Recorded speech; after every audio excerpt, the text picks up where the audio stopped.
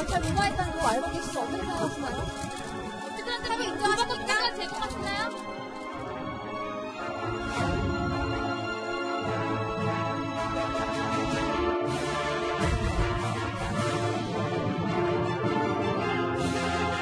비서관은 최종 결정권자가 아니에요. 바로 위 상관이 있습니다. 민정수석이요. 그 당시 서거기였죠.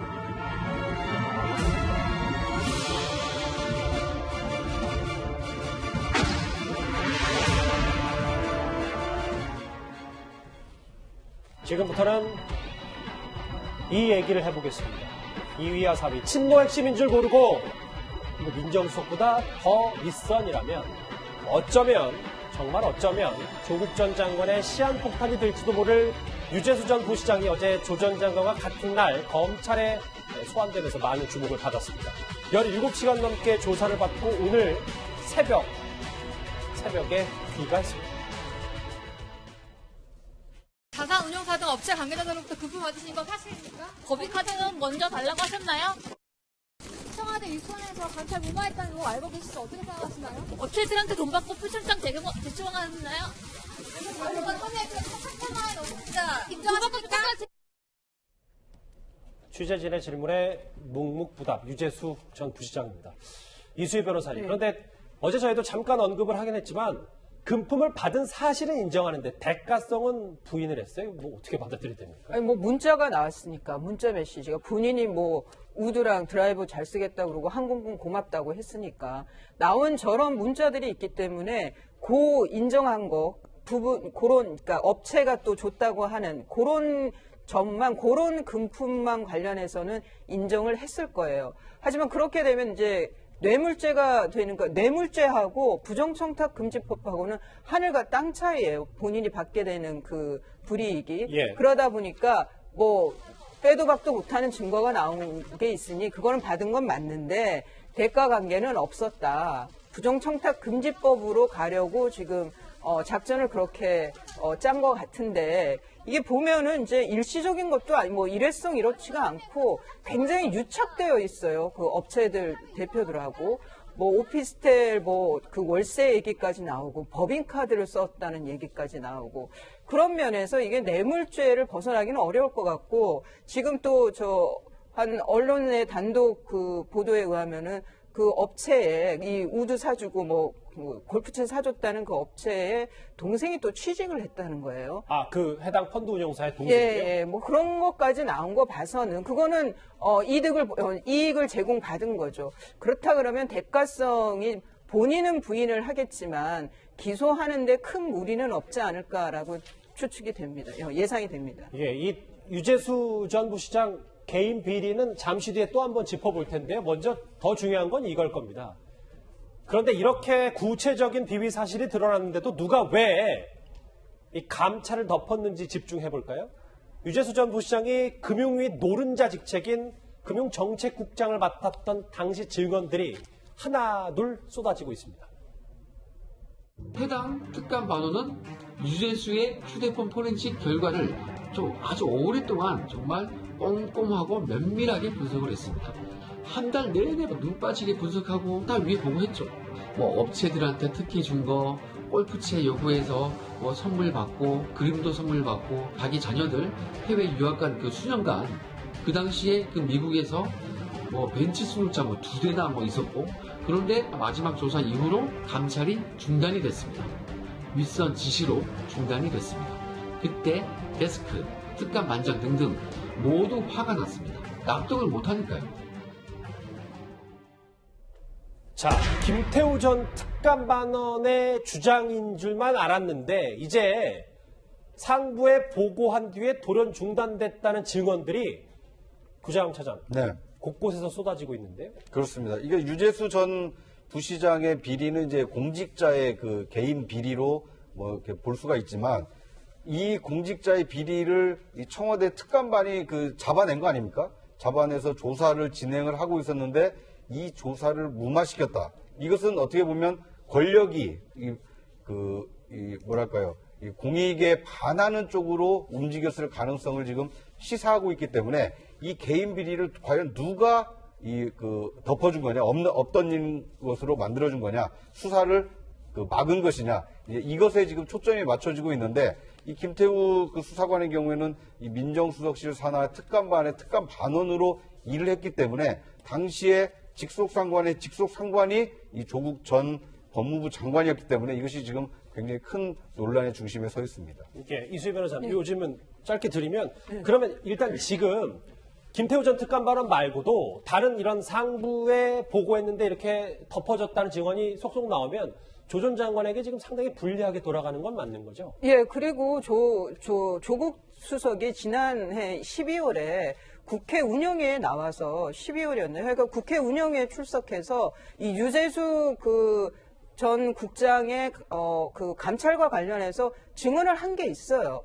그러면서 뭐 보고를 받았다는 문장이 있는지 몰라도 하여간 비위 근거가 근거가 약해서 감찰을 중단했고, 그리고 백원우 비서관에게 백원우 비서관이 금융위를 담당하는 비서관이라서 통지해 주라고 얘기했다. 뭐 이런 내용으로 조국 당시 수석이 감찰 중단과 관련해서 진술한 내용이 있기 때문에 조국 수석은 전혀 몰랐고 그 아래에서 중단됐다라고는 볼 수 없는 거예요.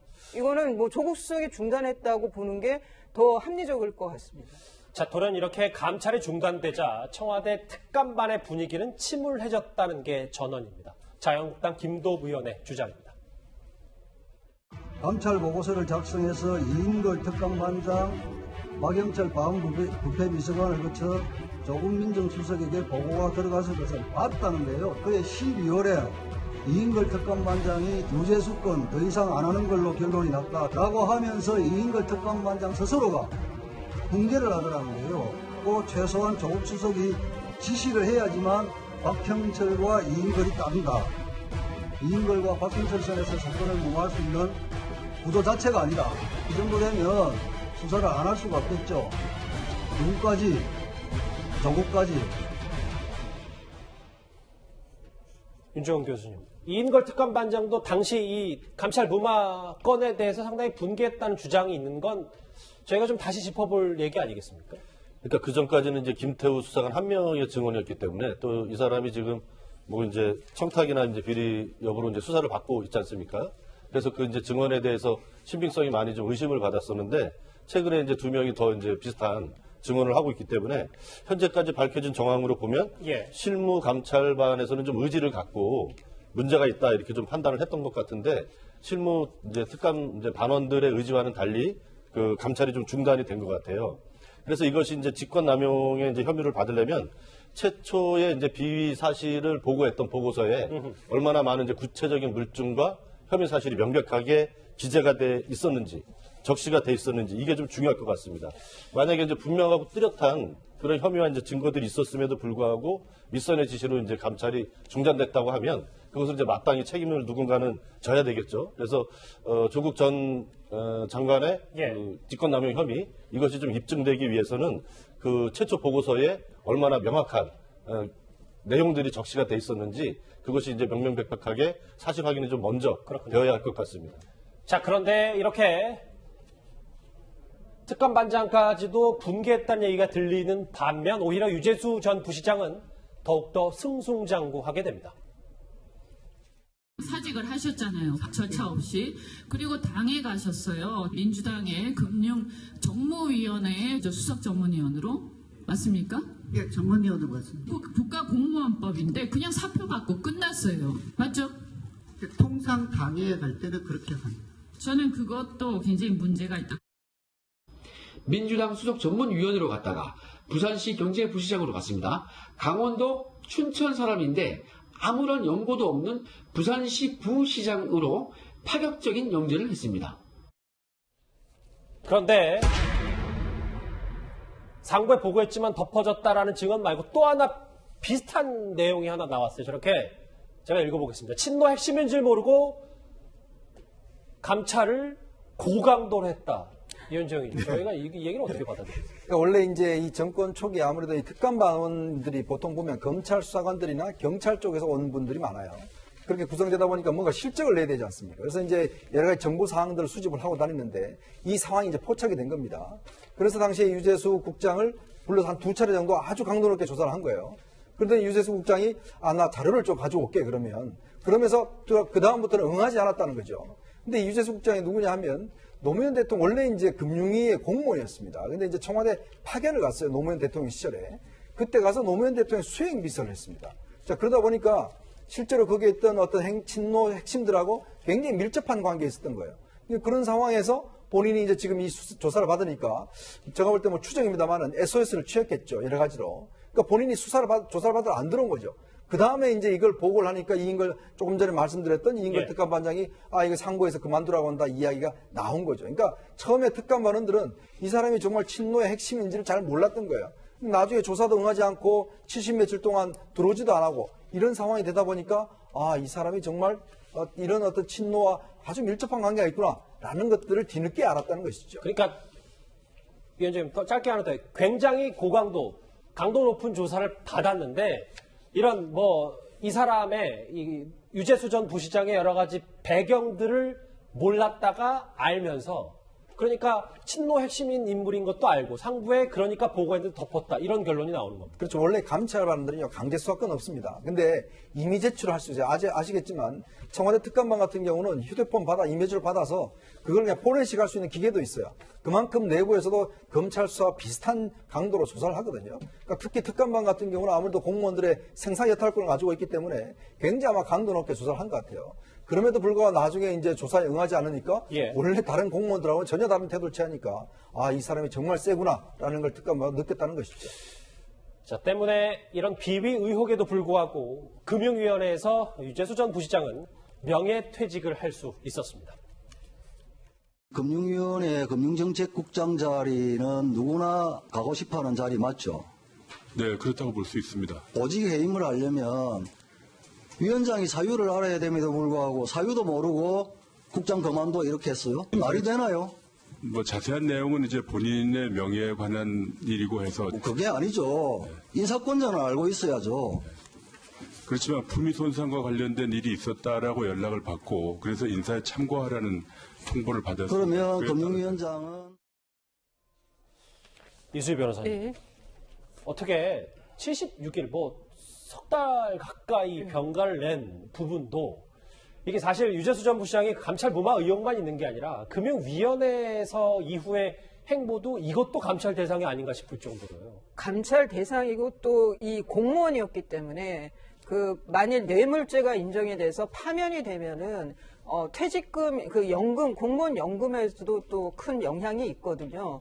이게 만일 이제 뇌물죄로 기소가 돼서 유죄가 나온다고 하면 저 징계 없이 사직서가 제출된 저것도 법적인 효력을 저는 따져봐야 되는 거 아닌가라는 생각도 듭니다. 하여간 유재수 당시 정책국장은 이 사표 수리되는 과정도 석연치가 않고 그 이후에 아무리 품위 손상 조국 당시 민정수석은 프라이버시라서 말할 수 없습니다고 아주 굉장히 도도하게 표현을 했는데 그렇다 하더라도 그 이후에 또 여당의 또 수석 전문위원으로 가고 그리고 또 무슨 연구인지는 모르겠는데 또 부산의 경제부시장으로 또 가요. 근데 이게 다 직급이 사실상 직급이 좀 올라간 거예요. 그렇다면은 징계를 받은 게 아무것도 없는 거죠. 이 사건은 개인 비위가 문제가 아니라 누가 덮어줬고 권력형 비리가 됐습니다.